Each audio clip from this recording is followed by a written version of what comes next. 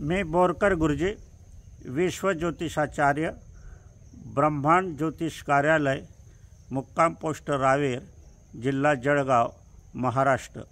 Pin code number आहे 425508। माझा mobile number आहे 9850015558। हाच माझा पूर्ण पत्ता आहे। ब्रह्मांड ज्योतिष कार्यालयाची कुठेही शाखा नाही। बुधवारी कार्यालयाला सुट्टी असते, कामकाज बंद असते। आपल्याला माझ्याशी संपर्क साधायचा असेल तर अगोदर मोबाईल नंबर 9850015558 हा करून नंतरच यावं। रावेरमध्ये आल्यावर अलंकार बोरकर ज्वेलर्स, विक्रम बोरकर ज्वेलर्स यांच्या शोरूमच्या आतमध्ये जाऊन आम्हाला गुरुजींना भेटायचं असं सांगायचं। ती मंडळी माझ्याकडे आपणाला घेऊन येतील।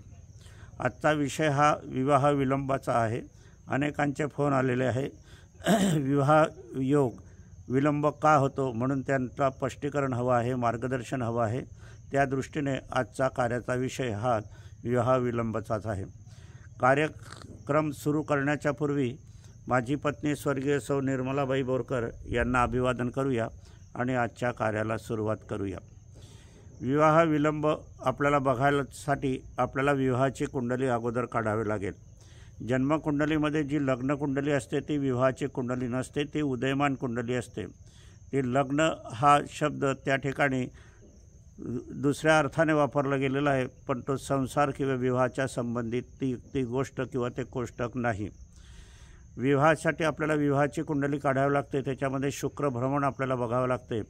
शुक्र भ्रमण बघत असताना त्याच्या ठिकाणी आपल्याला गुरुचं काहीही कर्तव्य विवाहाच्या स्थानी नसते, म्हणून गुरु बघण्याचं कारण नाही। शुक्र ज्यांच्या कुंडलीत उच्चीचा असतो, शुक्र ज्यांच्या कुंडलीत समर्थनार्थ असतो, शुक्र ज्यांच्या कुंडलीमध्ये सप्तम स्थानात भ्रमण करणारा असतो, शुक्र ज्यांच्या कुंडलीमध्ये विवाह स्थानात, त्रिकोण स्थानात, पहिल्या दुसऱ्या त्रिकोण स्थानात असतो, नशिबात लाभस्थानात, भाग्यस्थानात असतो, त्यांचे विवाह लवकर होतात। त्याचप्रमाणे हाच शुक्र आपल्याला प्रेमविवाह देतो। त्रिकोणाधिष्ठित शुक्र असला आणि तोच जर लाभात, भाग्यात किंवा वयस्थानात असला तर आणि उदयमान कुंडलीत असला तर निश्चितपणे प्रेमयोग, प्रेमविवाह होतो।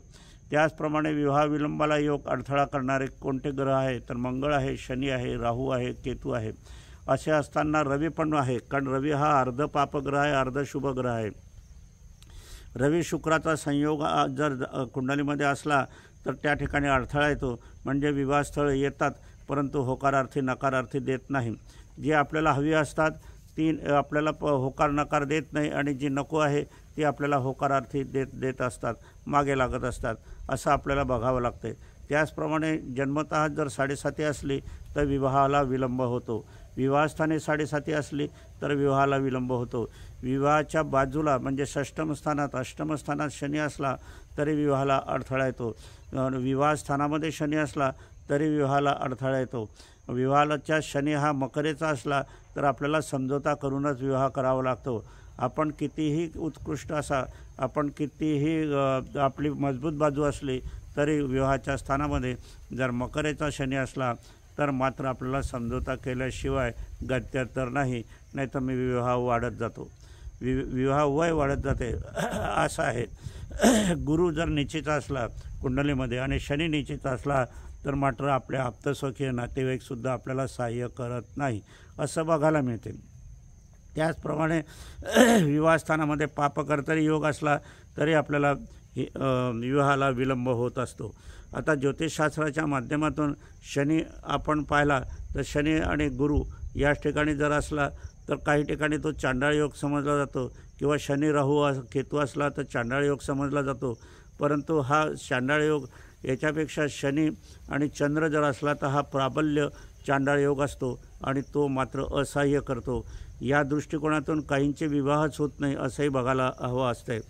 आता माझ्याकडे एक कुंडली आली होती, मी त्यांची विवाहाची कुंडली नव्हती, वंद्या योग आलेला होता। वंद्या योग विवाहस्थानात असताना तो संतती स्थानात पण वंद्या योग होता, त्यामुळे विवाह करू नका मी असं सांगितलं होतं, परंतु त्यांनी विवाह केला आणि विवाह झाल्यावर मात्र तो पुढे कोर्ट कचेरी झाली आणि मग कोर्ट कचेरी होऊन मग फोक्सा अंतर्गत तो मनुष्य आजही आतमध्ये आहे। म्हणजे ज्या आपल्याला भाग्यामध्ये जर विवाह योग नसला तर मग काय करायला पाहिजे तर पहिला प्रथम शनी शमन विधी करून घ्यायला पाहिजे. शनी शमन विधी जर जन्मतः 7.5 असली, विवाहस्थानी 7.5 असली, किंवा भाग्य किंवा उदयमान 7.5 असली तरीही, किंवा संतती ठिकाणी 7.5 असली तरीही आपल्याला शनी शमन विधी करून घ्यायला हवा. हा जोपर्यंत तुम्ही विधी करत नाही तोपर्यंत तुमचा विवाह होणे मुश्किल जाते, फार कठीण जाते, नाहीतर नाही त्याच्याशी विवाह करावा लागतो. आणि हा शनी शमन विधी तुम्ही नाही केला आणि तुमचा विवाह झाला आणि जर तुम्हाला अपत्य झालं, ते पण अपत्य 7.5तच जन्मास येते, किंवा गर्भाची 7.5 असते, किंवा डिलिव्हरीच्या वेळेला 7.5 असते, किंवा निघती 7.5 असते, किंवा ढय्या 7.5 असते, किंवा एक कल्याणी 7.5 पण आहे, एक सूक्ष्म 7.5 आहे, एक दृष्टिगत 7.5 आहे. 7.5 जनरलतः 7.5 वर्षाची सर्वांना माहीत आहे, परंतु 7.5 हे 11,000 प्रकारची 7.5 आहे. 12 घरं आहे तर एका घरामध्ये जवळजवळ 800 ते 900 7.5चे योग आपल्याला बघायला मिळतात. तर यासाठी मात्र हे बघण्यासाठी जाणकार ज्योतिषाचीच आवश्यकता असते. दृष्टी 7.5 जरी आली तरी मात्र ती आपल्याला असह्य होते आणि विवाह विलंब होतो. विवाह विलंब होईल की नाही आपल्याला हे जन्मतःच समजत असते. मग जन्मतःच जर आपल्याला समजत असेल तर त्याचं आपल्याला निवारण करायचं असते. म्हणून 7.5चं निवारण करणं हे अत्यंत गरजेचं आहे. काही लोक कालसर्पशांती नारायण नागबळी करतात, परंतु आता कालसर्पशांती नारायण नागबळी करतात त्याच्यापर्यंत घटविवाह करतात किंवा अंकित विवाह करतात, कुंभविवाह करतात, अर्कविवाह करतात.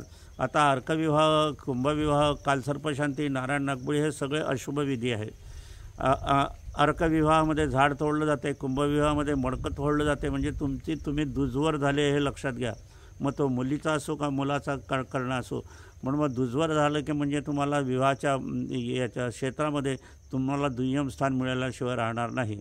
तुम्हाला शुभविवाह करायचा आहे, शुभमंगल सावधान करायचं आहे, शुभ कार्य करत असताना तुम्ही हे अशुभ विधीचा सुरुवात केली तर मग कसं काय होईल. म्हणून जाणकार ज्योतिषाचाच विचार घेऊन तुम्ही हे विधी करायला हवे का नको हे पण बघायला पाहिजे. त्याचप्रमाणे काहींच्या ठिकाणी आपण जर बघायला गेले तर काही जननशांती करण्याचा प्रघात असतो, परंतु जननशांती ही जन्माच्या वेळेला करायची असते. आता ह्या वयामध्ये, उभया वयामध्ये, वाढत्या वयामध्ये आपल्याला ग्राईप वॉटर घेता येत नाही. त्याचप्रमाणे जननशांती हे वर्षभरात जन्मतः वर्षाच्या आत करावी लागते. तरी पण शनी शमी विधी मात्र लवकरात लवकर करून घ्यायला हवा, जेणेकरून आपला विवाहाला मार्ग सुकर होतील.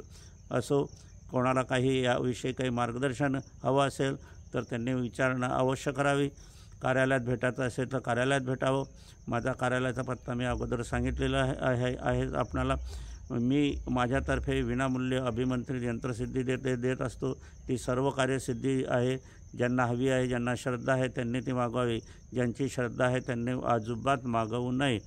हे 2 यंत्र आपल्याला काच फ्रेम करावे लागेल. काच फ्रेम याच्यासाठी करावी लागते आपल्याला की त्या यंत्राला टोक बाधा लागत नाही आणि ते स्फटिकाचं रूप घेतं आणि तेच प्रभावित होते. ही यंत्र मात्र सर्वांना दिसेल अशीच लावायची आहे, देवघरात लावायची नाही. हे ग्रहाधीन असल्याकारणाने जाती धर्म पंथ सर्वांनाच चालणारी आहे. कारखानदारी असो, उद्योगधंदा असो, तुमचा हापीस असो, वकिलाचा हापीस असो, दवाखाना असो, किंवा अर्थकारणाचं ऑफिस असो किंवा उद्योगाचं ऑफिस असो, हे कुठेही लावता येते.